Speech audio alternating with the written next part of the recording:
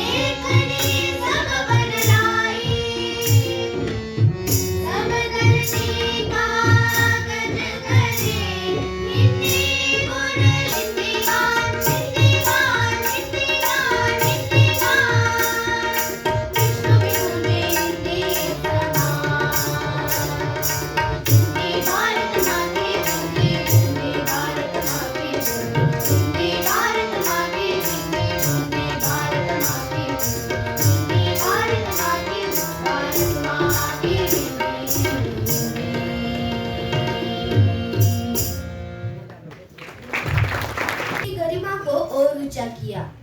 शब्दों में है शक्ति जिसकी, भावों का सम्मान, वो भाषा है हिंदी, करती सबको एक समान, करती सबको एक समान। सरल है, सुंदर है, भावों से भरपूर, हिंदी से ही उज्जवल हो संस्कृति का नूर।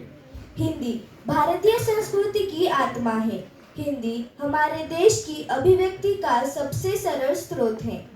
तो चलिए इससे प्रेरित होकर और अपनी भारतीय परंपरा निभाते हुए प्रतिमा पूजन का आगाज करते हैं। भी गुरुजनों से मैं अनुरोध करती हूँ कि वे प्रेमचंद जी के प्रतिमा का पूजन करें। मुंशी प्रेमचंद जी भारतीय साहित्य के एक महान कथाकार, उपन्यासकार और नाटककार थे। उनका असली नाम धनपत राय था, जिन्होंने अपनी साहित्यिक श्रृंगार में मुंशी प्रेमचंद जी के नाम से चर्चा की। प्रेमचंद जी को हिंदी के उपन्यास सम्राट कहा जाता है।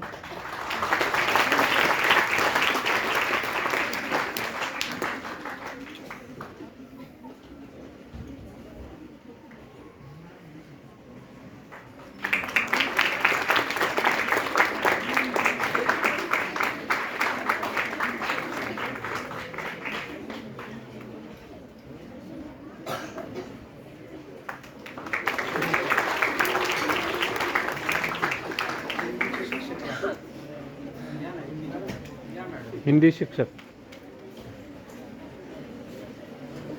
जाओ मैडम।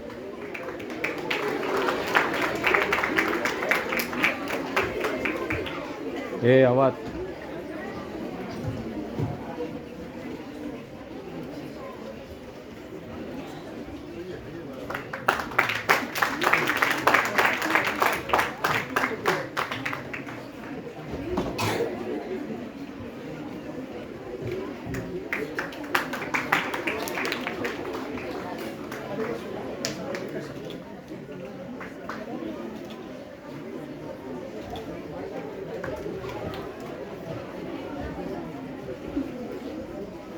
देवगांवकर सर द्वारा लिखित किताब निसर्ग कल्लोल देकर करने का निवेदन मैं विद्यालय के प्रधानाचार्य जी से करती हूँ।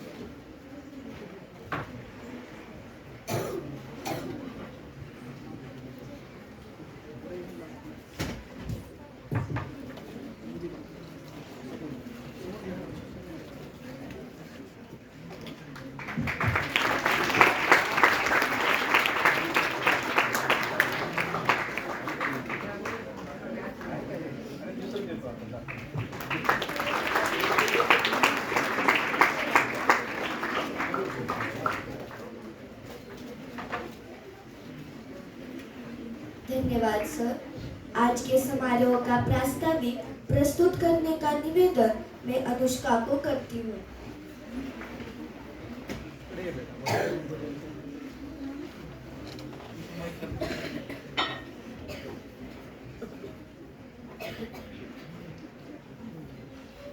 आज के कार्यक्रम के प्रमुख अतिथि डॉक्टर रंजीत जी जाधव सर, उपस्थित पाठशाला के प्रधानाचार्य श्री रमाकांत जी स्वामी सर, पर्यवेक्षकगण, यहाँ उपस्थित सभी अध्यापकगण और मेरे सहपाठियों।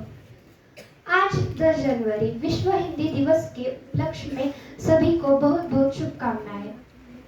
हमारे विद्यालय में जिस तरह मराठी, संस्कृत, विज्ञान, गणित, भूगोल दिन भी मनाए जाते हैं, उसी तरह हिंदी दिवस भी मनाया जाता है। सर, आपको बताने में मुझे खुशी होगी कि हमारे विद्यालय में बोर्ड परीक्षा, शिष्यवृत्ति, विविध प्रतियोगिता विद्यालय की गुणवत्ता छात्रों से स्पष्ट होती है। 10वीं परीक्षा में 100% सफलता की परंपरा को कायम रखा है। शिष्यवृत्ति परीक्षा में गणित एवं विज्ञान प्रतियोगिता परीक्षा, डॉक्टर होमी भाभा गणित प्रवीणता, प्रज्ञाशोध परीक्षा, IMO ओलंपियाड परीक्षा जैसी विभिन्न प्रतियोगी परीक्षाओं में सफलता प्राप्त करने की परंपरा को बरकरार रखा है। साथ ही छात्रों ने विभिन्न प्रतियोगी परीक्षाओं में उल्लेखनीय सफलता हासिल की है। इसके अलावा इन्होंने पाठशाला के बाहर विविध सांस्कृतिक कार्यक्रमों में साहित्य सम्मेलन, वाद विवाद, गीत गायन प्रतियोगिता, बाल नाटक प्रतियोगिता जैसी कई सांस्कृतिक कार्यक्रमों में भी भाग लिया है। हमें यह कहते हुए गर्व हो रहा है कि जिला, राज्य और राष्ट्र स्तर पर विभिन्न खेल आयोजनों में भाग लेकर हमारे विद्यार्थियों ने सफलता प्राप्त की है। विद्यार्थियों के हित में काम करने वाले और विद्यालय की गुणवत्ता में सुधार लाने वाले शिक्षकों को उनके कार्यों के लिए सम्मानित किया जाता है, अर्थात अभिनव गुणवत्ता पुरस्कार शिक्षकों को दिया जाता है। वर्ष 2011 से यह पुरस्कार दिया जाता है। विद्यार्थियों के संख्या में वृद्धि के साथ साथ गुणात्मक और भौतिक विकास भी हो रहा है। यह सब इन्हीं प्रयासों के कारण संभव हो पाया है। विद्यालय अपने विकास के लिए आवश्यक सभी उपलब्ध कराने का निरंतर प्रयासरत है। हमारा विद्यालय सौर ऊर्जा परियोजना, CCTV कैमरों, शुद्ध पेयजल प्रणाली, सुसज्जित कक्षा, विज्ञान प्रयोगशाला, पुस्तकालय, वातानुकूलित सांस्कृतिक सभागृह, विशाल मैदान, इन सभी भौतिक सुविधाओं के साथ साथ विद्यालय का गुणात्मक विकास का आलेख भी उल्लेखनीय है। विद्यालय के प्रधानाचार्य, अध्यापक और गैर शिक्षण कर्मचारियों के बीच उत्कृष्ट समन्वय के कारण विद्यालय की गुणवत्ता में लगातार वृद्धि हो रही है। विश्व हिंदी दिवस के उपलक्ष्य में यहाँ उपस्थित सम्मानीय अतिथि डॉक्टर रंजीत जी जाधव सर इनसे मैं विनती करती हूँ कि आज आप हमारे सहपाठियों को हिंदी का महत्व और भविष्य में इससे हमें क्या लाभ मिल सकता है, इसके बारे में विस्तार से समझाने का अनुरोध करती हूँ। धन्यवाद। धन्यवाद अनुष्का। मंच पर विराजमान अतिथि मान्यवर का परिचय करवाने हेतु मैं तेजश्री को आमंत्रित करती हूँ।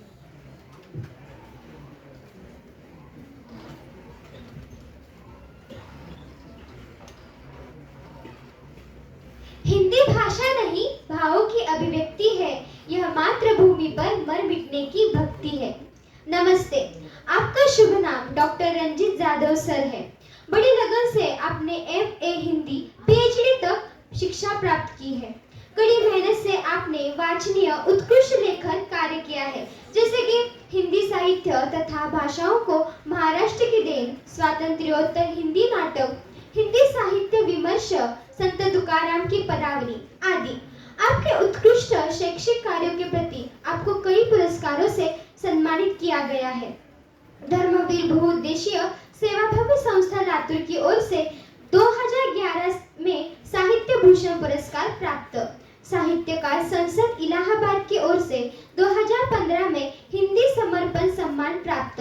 महाराष्ट्र शासन सांस्कृतिक कार्य विभाग, महाराष्ट्र राज्य हिंदी साहित्य अकादमी मुंबई की ओर से आचार्य नंद दुलारे वाजपेयी पुरस्कार 2017 में प्राप्त। पंडित महावीर प्रसाद द्विवेदी पुरस्कार 2022 में प्राप्त। आपका विशेष उल्लेखनीय कार्य है कि आप संत कबीर प्रतिष्ठान के अध्यक्ष के रूप में कार्यरत हैं। हिंदी साहित्य परिषद में कार्यकारिणी सदस्य है। आपने अपनी मधुर वाणी में आकाशवाणी परभणी केंद्र से कार्यक्रमों का प्रसारण किया है। आप स्वामी रामानंद तीर्थ मराठवाड़ा विद्यापीठ नांदेड़ के हिंदी RRC समिति सदस्य हैं। राजर्षि शाहू स्वायत्त महाविद्यालय लातूर में हिंदी अध्ययन मंडल सदस्य के रूप में कार्यरत है। कबीर प्रतिष्ठान लातूर द्वारा आयोजित 5 संगोष्ठियां तथा प्रतिवर्ष कबीर व्याख्यानमाला का आयोजन आप करते हैं। आप जैसे विद्वान व्यक्ति का परिचय देने का अवसर मुझे मिला है। मैं अपने आप को भाग्यशाली समझती हूँ। अपनी वाणी को विराम देती हूँ। धन्यवाद। धन्यवाद तेजश्री। तो भाषा पर गर्व तो कैसा जीवन का मान, हिंदी से ही रोशन है मेरा देश महान, मेरा देश महान। आज के समारोह के मुख्य अतिथि डॉक्टर रंजीत जाधव सर से निवेदन करती हूँ कि वो हम सभी छात्रों को हिंदी भाषा का महत्व और विकास के बारे में 2 शब्द कहकर हमें अनुग्रहित करें।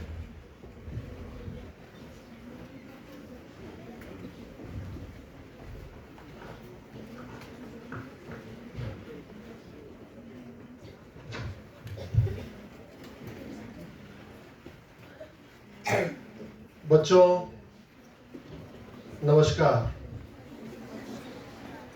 आवाज नहीं आई।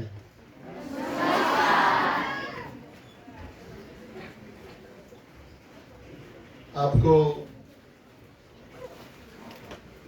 हिंदी भाषा विशेष रूप से विश्व हिंदी दिवस की हार्दिक शुभकामनाएं। इस अवसर पर कुछ स्टोरी खबर है ना, सुनना चाहेंगे आप? कुछ स्टोरी है, कुछ कविताएं हैं, आपको सुनानी है। सबसे पहले कुछ औपचारिकताएं जिसे मैं पूरा करता हूं और उसके बाद हम विषय की ओर आएंगे। सर्वप्रथम मैं अभिवादन करता हूं जिनका पूजन यहाँ पर हुआ। कलम के सिपाही, उपन्यास सम्राट और जिनका हिंदी साहित्य में महत्वपूर्ण योगदान रह चुका है और जिनका नाम लिए बगैर हिंदी साहित्य पूरा ही नहीं होता, ऐसे मुंशी प्रेमचंद जी को मैं सबसे पहले अभिवादन करता हूं। और राष्ट्रपिता महात्मा गांधी जी को भी विनम्र अभिवादन करता हूं, क्योंकि हिंदी भाषा के प्रचार प्रसार में राष्ट्रपिता महात्मा गांधी जी का महत्वपूर्ण योगदान रह चुका है। इतना योगदान रह चुका है कि उन्होंने इस भारत को जोड़ने के लिए हिंदी भाषा का उपयोग किया। दक्षिण भारत हिंदी प्रचार सभा की स्थापना उन्होंने की, राष्ट्रभाषा प्रचार समिति वर्धा की स्थापना की, और संभवतः आपको मालूम होगा कि गांधी जी ने अपने बेटे को हिंदी के प्रचार प्रसार के लिए दक्षिण भारत में भेजा हुआ था। तो गांधी जी को भी विनम्र अभिवादन। अपने श्री कृष्ण सोमानी विद्यालय द्वारा आयोजित इस विश्व हिंदी दिवस के उपलक्ष्य में आयोजित समारोह के सम्माननीय अध्यक्ष, विद्यालय के प्रधानाचार्य रमाकांत स्वामी जी, जिनके कारण और जिनके आग्रह से पिछले वर्ष से सर और हमारा संपर्क चल रहा था। पिछले वर्ष भी सर ने मुझे बुलाया था, लेकिन कुछ कारणवश मैं आ नहीं पाया। हिंदी अध्यापक गोपालकर जी, स्कूल के हिंदी अध्यापक और सभी सम्माननीय अध्यापक वर्ग और उपस्थित विद्यार्थी मित्रों, मुझे यहां आकर बहुत खुशी हुई। वो इसलिए कि इस कार्यक्रम का संचालन छात्रा कर रही है। प्रास्ताविक अनुष्का ने किया, स्वागत गीत तो बहुत ही बढ़िया रहा। रुद्रदीप देशमुख और उनकी टीम का तालियों से स्वागत होना चाहिए। तालियां बजाकर।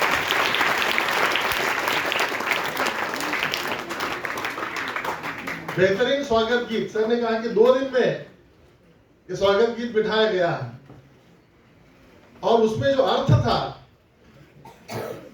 बहुत महत्वपूर्ण अर्थ था कि हिंदी भारत की बिंदी है। जैसा एक स्त्री के लिए बिंदी का महत्व होता है, उतना ही महत्व हिंदी भाषा का हमारे लिए है। और संचालन करने वाली ये छात्रा, क्या नाम आपका? ईश्वरी। बहुत ही मीठी आवाज।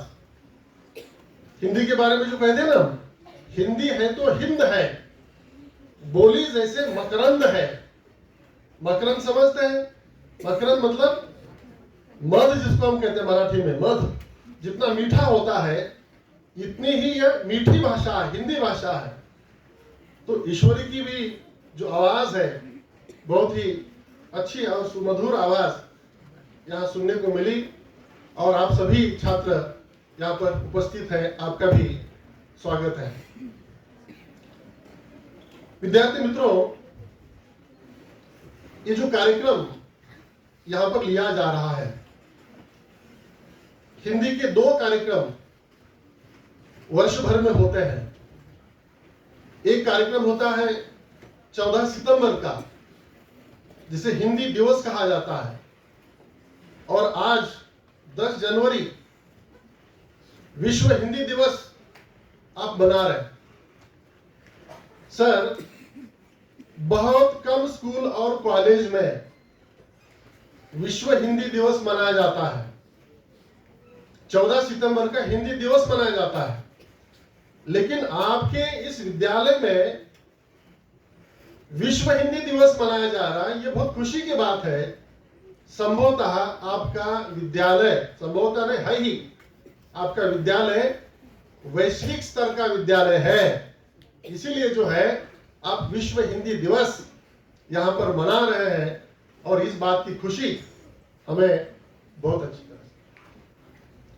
विद्यार्थी मित्रों, 14 सितंबर को हिंदी दिवस मनाया जाता है। क्यों मनाया जाता है इसका कारण आपको पता है। हर एक देश के पहचान के लिए 4 बातों का होना बहुत आवश्यक होता है। कौन सी 4 बातें? जिसमें से एक भाषा होती है हर एक देश के लिए। जैसा कि आपके विद्यालय का एक यूनिफॉर्म है, उस यूनिफॉर्म से, उस आइडेंटिटी से आपकी ये पहचान होती है कि आप श्री कृष्ण सोमानी विद्यालय के होनहार छात्र हैं, बुद्धिमान और होशियार छात्र हैं। पहचान है ना आपकी।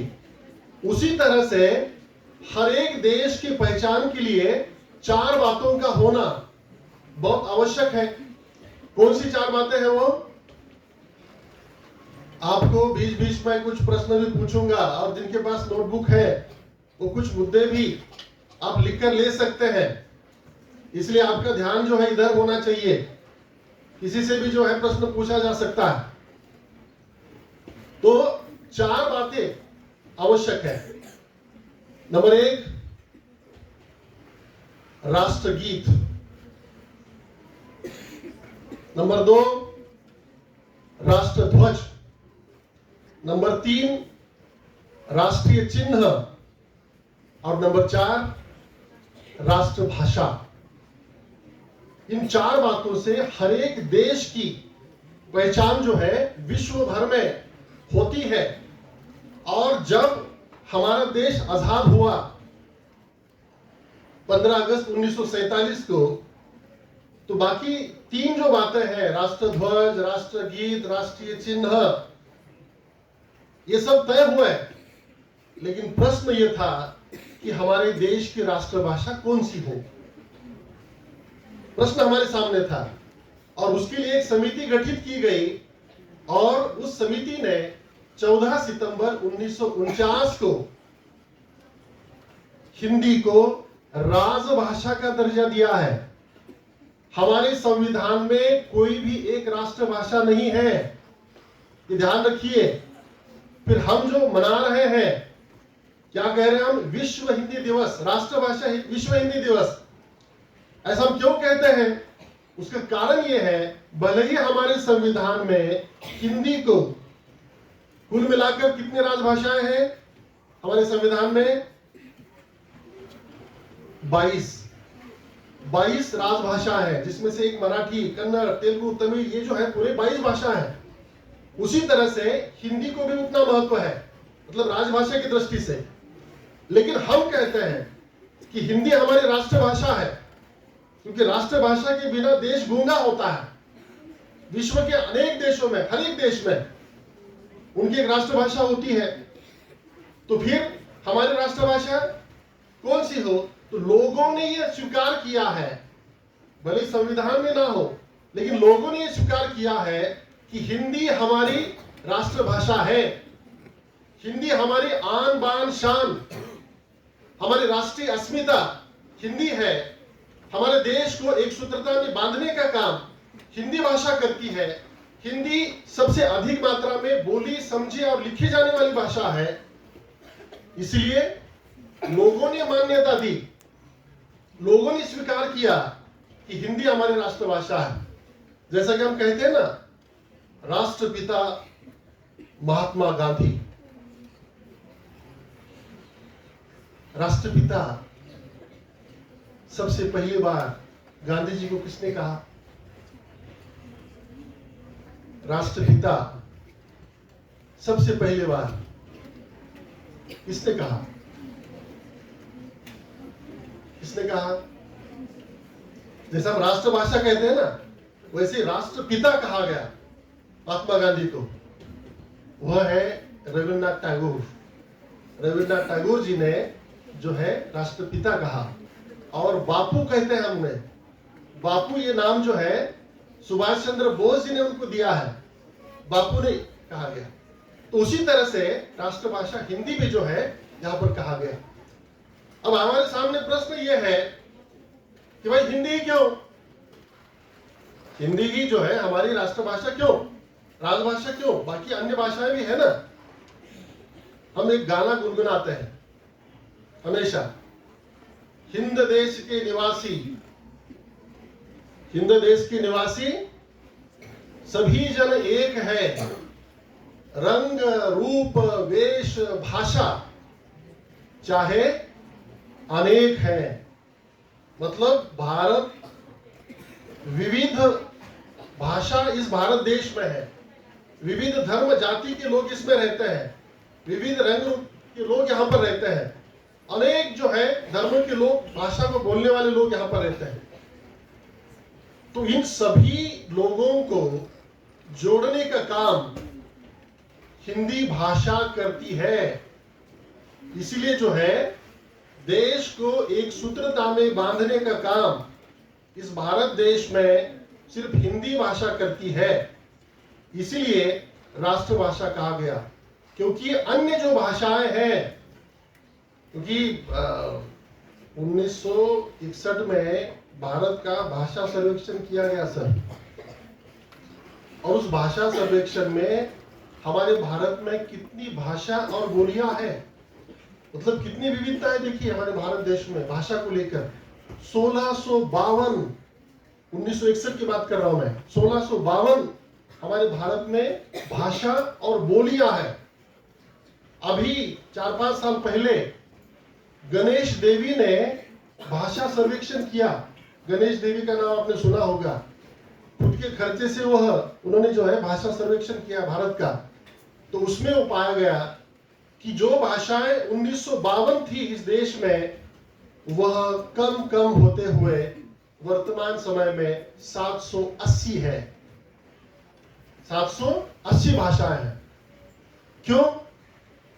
क्योंकि जो भाषा व्यवहार में नहीं लाई जाती, हम बोलते नहीं, उसका उपयोग करते नहीं, वह भाषा धीरे धीरे समाप्त हो जाती है।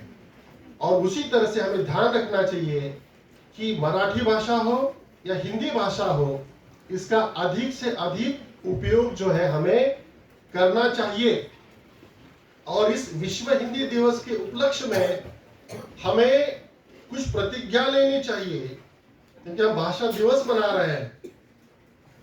पहली प्रतिज्ञा यह होनी चाहिए कि मैं जो भाषा बोलता हूं या बोलती हूं, या आप उसको लिखते हैं, मतलब भाषा को लिखना, भाषा को बोलना, वो भाषा कैसी होनी चाहिए?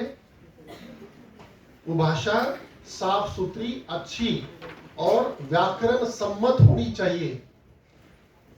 क्योंकि भाषा का संबंध आपके पर्सनैलिटी डेवलपमेंट के साथ होता है, व्यक्तिमत्व विकास के साथ होता है। आप किस तरह की भाषा बोलते हैं, आप किस तरह की भाषा लिखते हैं, बराबर है ना? हम कैसी भाषा बोलते हैं? वर्तने की बहुत गलतियां होती है, बराबर है ना?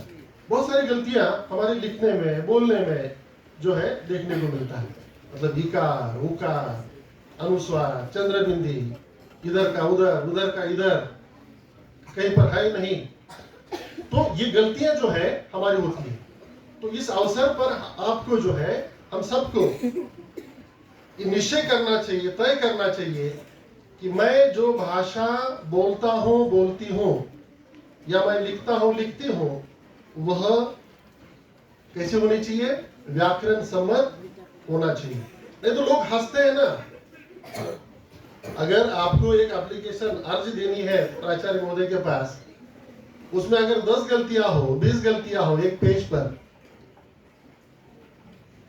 तो कुछ काम का नहीं होता।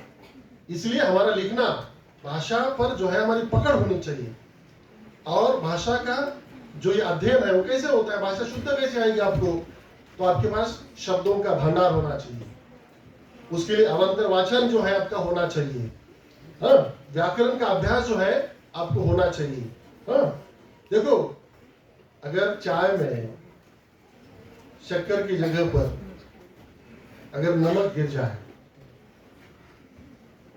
और हम पीते समय अरे चाय, मतलब इसमें तो नमक है, जैसा एक एहसास होता है, और सामने वाला जैसा आपको हंसता है, उसी तरह से भाषा का भी होता है।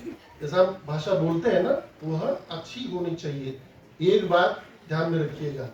दूसरी बात, जो हमारी मातृभाषा है, अधिकतर यहाँ बैठे हुए छात्रों की मातृभाषा मराठी होगी और द्वितीय भाषा के रूप में हम हिंदी का उपयोग करते हैं, राष्ट्रभाषा के रूप में हिंदी का उपयोग करते हैं। तो हमें यह तय करना चाहिए कि मेरी जो भाषा है मैं उसका व्यवहार में उपयोग करूंगा। ध्यान रखिएगा, जो विश्व भाषा है वह है अंग्रेजी, बराबर है। लेकिन मतलब अंग्रेजी को तो सीखना है, सीखना जरूरी है। कोई भी भाषा जो है बेकार, खराब वगैरह जो है गलत नहीं होती, सभी भाषाएं अच्छी होती है। इसलिए आज के समय में बहुभाषी होना समय की जरूरत है। एक भाषा से आज काम नहीं चलेगा, कम से कम 3 भाषाओं का आना हमारे लिए बहुत जरूरी है। 3 भाषाओं का आना। पहली भाषा मातृभाषा, तो मराठी को छोड़कर, हिंदी को छोड़कर अगर आप अंग्रेजी सीख रहे हैं तो वह गलत है, हमारा ये कहना। पहले जो है हमारी जो माँ है, मतलब माँ को छोड़कर मौसी की, ये नहीं होना चाहिए। मतलब पहले जो है मराठी सीखिए, हिंदी सीखिए और उसके बाद दुनिया भर की सारी भाषाएं सीखिए, कोई गलत नहीं है। जिस व्यक्ति को अपनी मातृभाषा अच्छी तरह से आती है, अच्छी तरह से कह रहा हूं मैं, लिखना और पढ़ना बोलना, वह व्यक्ति दुनिया की कौन सी भी भाषा सीख सकता है। पहली शर्त क्या है? हमें अपनी भाषा अच्छी तरह से आनी चाहिए, सीखनी चाहिए, तब जाकर जो है ये हो सकता है। तो ये दूसरा जो है कि जो हमारी भारतीय भाषाएं हैं, क्योंकि हमारे देश का विकास किसी एक भाषा से नहीं होगा। जितनी भी भारतीय भाषाएं हैं, उन सभी भारतीय भाषाओं के विकास से ही व्यक्ति, समाज और देश का विकास हो सकता है। हम अभी कैबिन में बैठकर सबके साथ चर्चा कर रहे थे कि विश्व में ऐसे अनेक देश हैं, जैसा कि अमेरिका है, चीन है, जापान है। उन देशों ने अपनी अपनी भाषाओं में प्रगति की है। चीन में जो है उन्होंने अपनी भाषा को स्वीकार, जापान ने अपनी भाषा को स्वीकार किया है और उन्होंने प्रगति यहाँ पर की है। तो विद्यार्थी मित्रों, हिंदी का महत्व तो बहुत कुछ है। पहला इस अर्थ में कि हिंदी भाषा साधु और संतों के गोद में पलकर बड़ी हो चुकी है। 10वीं शताब्दी से लेकर अब तक हम देखने लगते हैं कि अनेक साधु और संतों की भाषा है। कबीर का उल्लेख यहाँ पर हुआ, कबीर का दोहा एक उसमें जो है स्वागत गीत में लिया गया था। कबीर है, सूरदास है, तुलसीदास है, मीरा है, भूषण है, कितने नाम लेंगे। ये आधुनिक काल में जो है प्रेमचंद जी, महावीर प्रसाद द्विवेदी, रेणु, माधवी वर्मा, ऐसे अनेक नाम लिए जा सकते हैं जिन्होंने इस हिंदी साहित्य को समृद्ध बनाने का काम यहां पर किया हुआ है। संत कबीर का एक दोहा है, मैं आपको सुनाता हूं। 2 पंक्ति का दोहा है। इन सब ने जो है हिंदी में लिखा है, मतलब कितनी हमारी समृद्ध भाषा है, इसको समझिए। कबीर का एक दोहा है 2 पंक्ति वाला। जीवन का पूरा अर्थ इन 2 पंक्तियों में व्यक्त होता है। कबीर कहते हैं, कबीरा जब हम पैदा हुए, कबीरा जब हम पैदा हुए, हम रोए जग हंसे। कबीरा जब हम पैदा हुए, हम रोए, क्योंकि बच्चा जब इस दुनिया में आता है तो कैसे आता है? रोते हुए आता है। अगर वो रोता नहीं तो स्वाभाविक रूप से उसको रुलाया जाता है। तो कबीर ने कहा कि कबीरा जब हम पैदा हुए, हम रोए जग हंसे। मतलब बच्चा पैदा होने की खुशी में घर वाले खुशियां मनाते हैं। हम रोए जग हंसे। दूसरी पंक्ति देखिए, कितना बड़ा अर्थ है। कबीर कहते हैं, ऐसी करनी कर चलो, ऐसी करनी कर चलो। करनी मतलब वो बानामती वगैरह नहीं, करनी बानामती। करनी मतलब कर्म, ऐसी करनी कर चलो हम हंसे जग रोए। मतलब हमारे काम इस दुनिया में आने के बाद ऐसे होने चाहिए, ऐसी करनी कर चलो हम हंसे कि मेरा जीवन सार्थक है, मैं दूसरों के काम आ गया, समाज के लिए, देश के लिए काम आ गया। हम हंसे जग रोए, और दुनिया को ऐसा लगना चाहिए कि भाई एक अच्छा आदमी इस दुनिया से विदा हो रहा है। तो ये साधु संतों की भाषा है, ये स्वतंत्रता आंदोलन के साथ जुड़ी हुई भाषा है, हिंदी भाषा। जब हमारा देश पारतंत्र में था, गुलामी में था, किसकी सत्ता थी यहाँ पर? अंग्रेजों की सत्ता यहाँ पर थी। तो भारत देश को जब आजाद करना था, बगैर एकता के, संपूर्ण देश को एक हुए बगैर देश आजाद नहीं हो सकता था। और इसलिए गांधी जी ने, जैसा मैंने पहले कहा, जन सामान्य की भाषा है, मतलब कश्मीर से लेकर कन्याकुमारी तक और पूर्व से लेकर पश्चिम तक संपूर्ण देश में सबसे अधिक मात्रा में समझी जाने वाली। अब ये समझना जो है कैसा भी हो सकता है, जैसा कि हम लोग जो है, गांव के लोग जो है गुलाबी हिंदी में बोलते हैं, ऐसा कहा जाता है। मतलब एक साधारण भाषा, मतलब जो आम आदमी है, जो आम आदमी है उसे समझ में आने वाली ये हिंदी भाषा है। और जो आंदोलन लड़ा गया, उस आंदोलन में जितने भी नारे लगाए गए वह हिंदी में दिए गए हैं, हिंदी में दिए गए। इनकलाब जिंदाबाद, किसने नारा दिया? इनकलाब भगत सिंह। तुम मुझे खून दो, मैं तुम्हें आजादी दूंगा, किसने नारा लगाया? सुभाष चंद्र बोस, उन्होंने नारा लगाया। भारत माता की जय, वंदे मातरम, जन्मसिद्ध अधिकार है, ये जितने भी नारे लगाए गए वह हिंदी भाषा में लगाए गए हैं।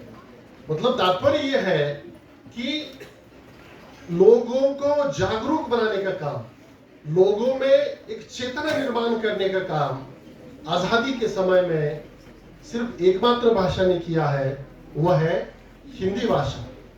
और इसीलिए हिंदी को जो है राष्ट्रभाषा का दर्जा यहाँ पर जो है दिया जाता है। हाँ? जैसा कि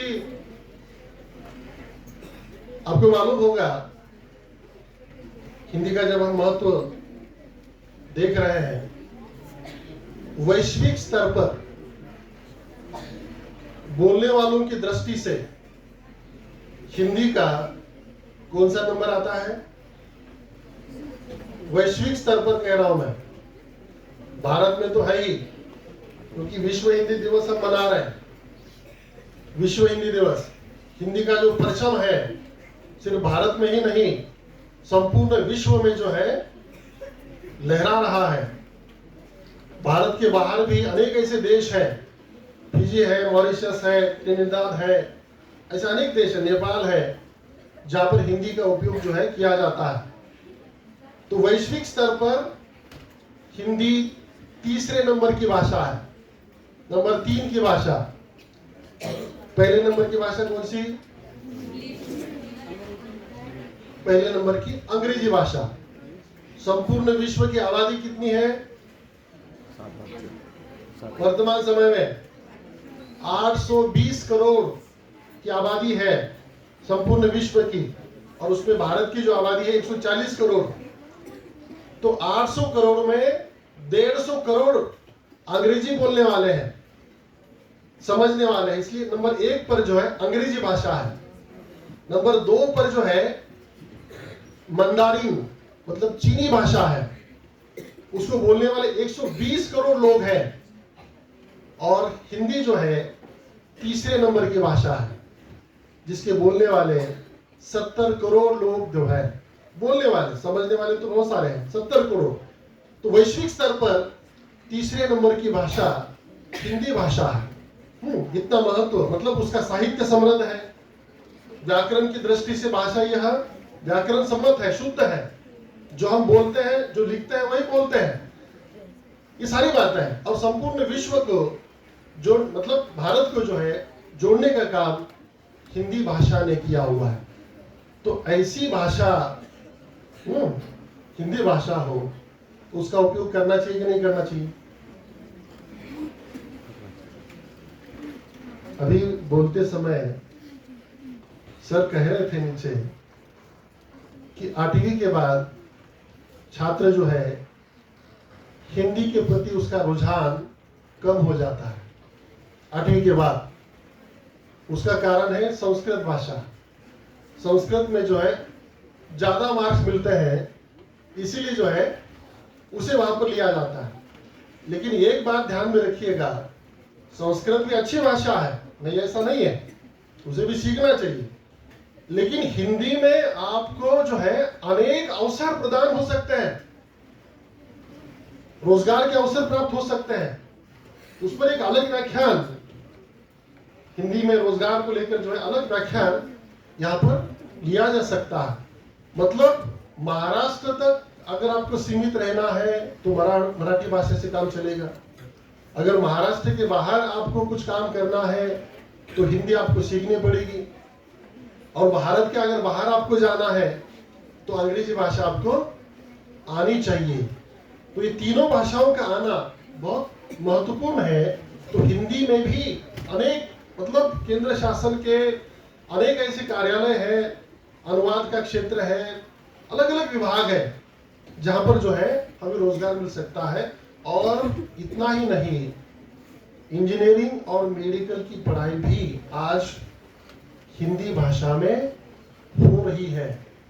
तो इतना महत्व हिंदी भाषा का जो है देखने को मिलता है। तो उसका उपयोग हमारे व्यवहार में होना चाहिए। भारतेंदु हरिश्चंद्र नामक एक लेखक हिंदी साहित्य में होकर गए। उन्होंने कहा है, निज भाषा उन्नति आहे, सब उन्नति के मूल। निज भाषा उन्नति आहे, सब उन्नति के मूल। बिन निज भाषा ज्ञान के मिटत न हिय के शूल। बहुत महत्वपूर्ण बात है। निज भाषा मतलब अपनी भाषा में, निज भाषा उन्नति, उन्नति मतलब प्रगति। हम अपनी भाषा में जितनी प्रगति कर सकते हैं उतनी दूसरी भाषा में नहीं कर सकते। देखिए, विश्व के उन देशों को जिसका उल्लेख अभी हुआ, जिन्होंने प्रगति की है, मतलब दिमाग से ये बात निकाल दीजिए कि अंग्रेजी के सिवाय जो है हमारा विकास ही संभव नहीं है। मैंने कहा ना कि अंग्रेजी जरूरी है, सीखना चाहिए, लेकिन हम अपनी भाषा में जितनी प्रगति कर सकते हैं, मतलब हमारे जो अपनी मातृभाषा है, जो हमारे सपनों की भाषा है। सपनों की भाषा कौन सी? जो हमारी मातृभाषा होती है उसी में सपने आते हैं ना। है, आप कितना भी अंग्रेजी पढ़िए, अंग्रेजी में सपने जो है नहीं आते।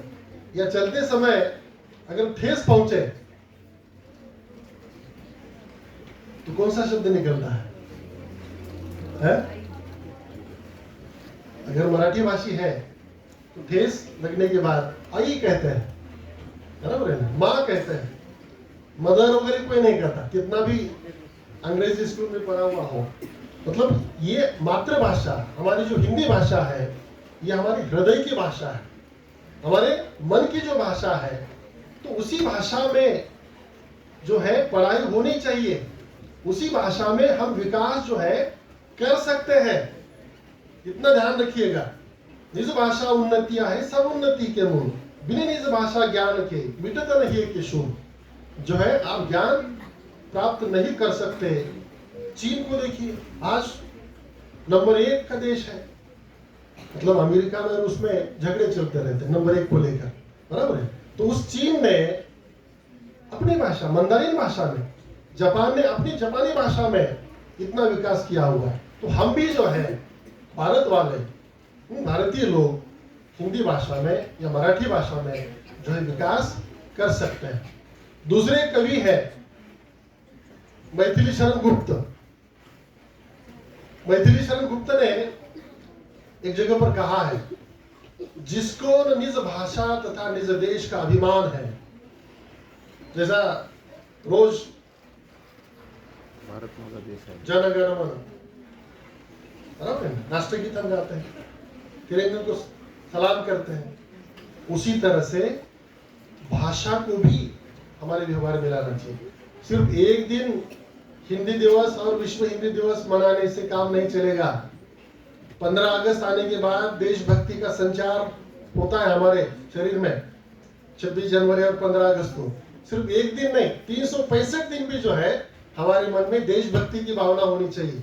उसी तरह से राष्ट्रभाषा के प्रति भी, अपनी मातृभाषा के प्रति भी जो है हमारे मन में देश प्रेम की भावना, मतलब प्रेम की भावना होनी चाहिए। उन्होंने कहा, जिसको न निज भाषा तथा निज देश का अभिमान है, वो नर नहीं, नर मतलब मनुष्य, वो नर नहीं पशु नीरा है और मृतक समान है। बहुत बड़ी बात कही है। जिस व्यक्ति को अपनी भाषा, अपनी संस्कृति, अपने तीज त्योहार, अपनी वेशभूषा के प्रति प्रेम नहीं होता, वो नर नहीं पशु नीरा है, मतलब पशु के समान है, वो मृतक के समान है। इसलिए हिंदी भाषा का उपयोग निश्चित रूप से करना चाहिए। एक बार मैं आपको छोटी सी स्टोरी सुनाता हूँ। समय बहुत कम है, बोलने जैसा मेरे पास बहुत है। पंडित जवाहरलाल नेहरू, मतलब कितना भाषा के प्रति प्रेम होना चाहिए। देखिए, पंडित जवाहरलाल नेहरू रूस गए थे 1952 में। पंडित जवाहरलाल नेहरू की अंग्रेजी तो हम सब जानते हैं, बहुत अच्छी तरह से अंग्रेजी बोलते थे। तो उस रूस में एक सार्वजनिक सभा का आयोजन था। नेहरू जी भाषण करने के लिए उठे और उन्होंने अंग्रेजी में भाषण देना शुरू किया। रूस के प्रधानमंत्री थे मार्शल बुल्गारिन। मार्शल बुल्गारिन ने बीच में नेहरू जी को रुकाया। ये वास्तविक घटना है, कोई काल्पनिक नहीं, वास्तविक है। बीच में रुकाया और नेहरू जी को विनम्रता से कहा, नेहरू जी, एक तो आप अपनी भाषा में बोलिए, नहीं तो आप हमारी भाषा में बोलिए। एक तो रूस में बोलिए, नहीं तो हिंदी में बोलिए। तब नेहरू जी ने हिंदी भाषा में भाषण वहां पर दिया। बात बहुत छोटी होती है लेकिन बहुत बड़ी होती है। हाँ? तो इतना प्रेम हमारे मन में जो है होना चाहिए। एक व्यक्ति, अगर आप कहते हैं कि मेरे एक से क्या होने वाला है, एक से बहुत कुछ होता है। एक से देश का नाम ऊंचा उठता है और एक से जो है देश का नाम मिटने में मिलता है। स्वामी रामानंद तीर्थ ने, स्वामी राम तीर्थ का एक उदाहरण मैं आपको देता हूं, तब रुकता हूं 5 मिनट में, क्योंकि आपकी चुलबुलाहट शुरू हो चुकी है।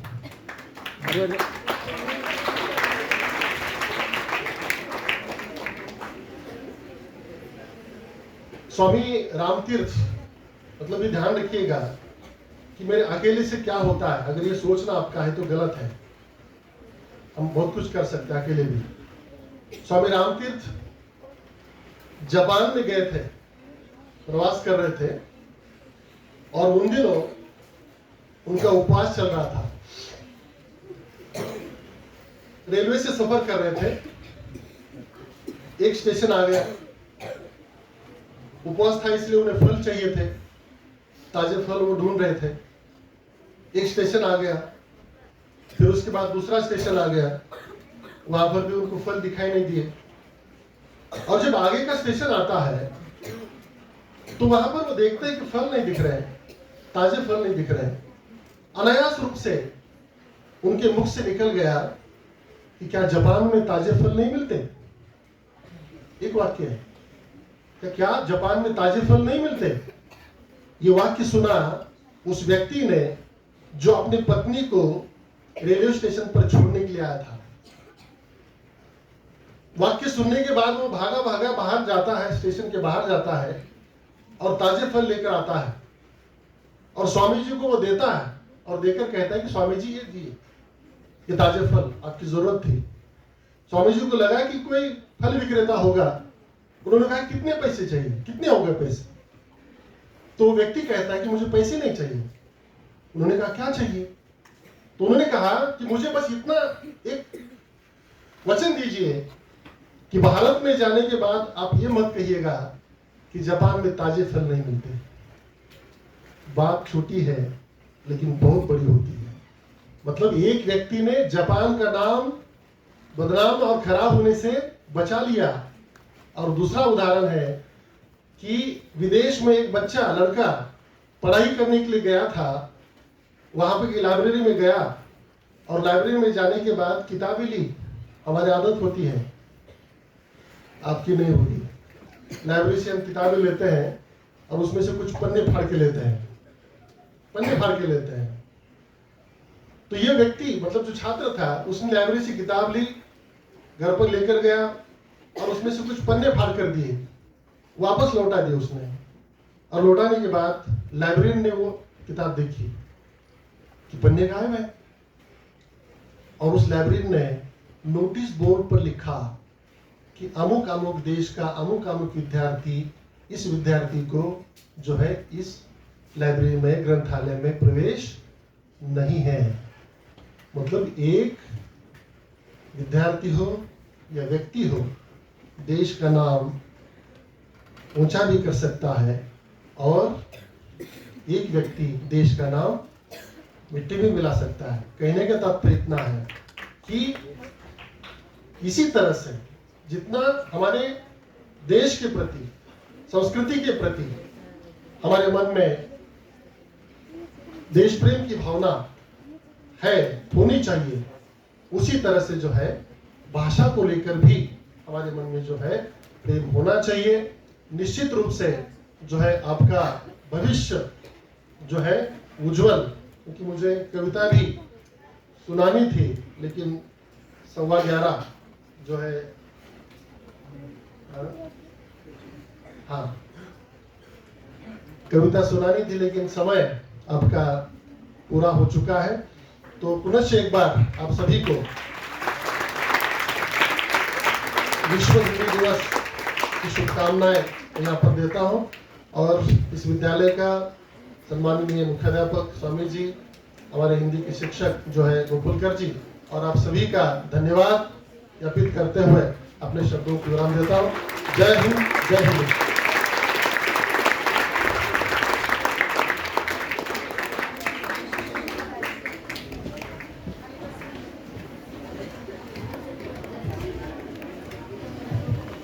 धन्यवाद सर। आपके विचारों ने हम सभी को हिंदी के प्रति और जागरूक किया। हिंदी केवल एक भाषा नहीं, यह हमारी पहचान है। आइए हम सब संकल्प लें कि हम हिंदी का सम्मान करेंगे, इसका अधिक से अधिक प्रयोग करेंगे और विश्व पटल पर गौरव दिलाएंगे। आज के समारोह का आभार ज्ञापन करने का निवेदन मैं समृद्धि को करती हूँ।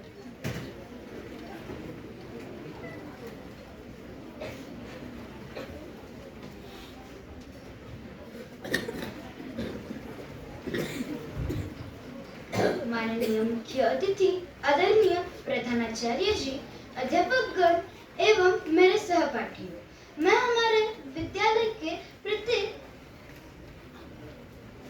प्रत्येक छात्र की ओर से पधारे हुए माननीय मुख्य अतिथि श्री रंजीत जी जाधव सर का सहृदय से धन्यवाद ज्ञापित करती हूँ। आपने आपका बहुमूल्य समय हमारे विद्यालय के लिए दिया और आज के समारोह के मुख्य अतिथि बनने की स्वीकृति दी। सर, सच में आपके शब्दों ने छात्रों को बहुत प्रेरित किया है। हम कोशिश करेंगे कि आपके द्वारा बताई गई बातों पर अमल कर सकें। मैं पूरी छात्र एवं अध्यापक प्रबंधक समिति की ओर से आपका आभार व्यक्त करती हूँ। धन्यवाद।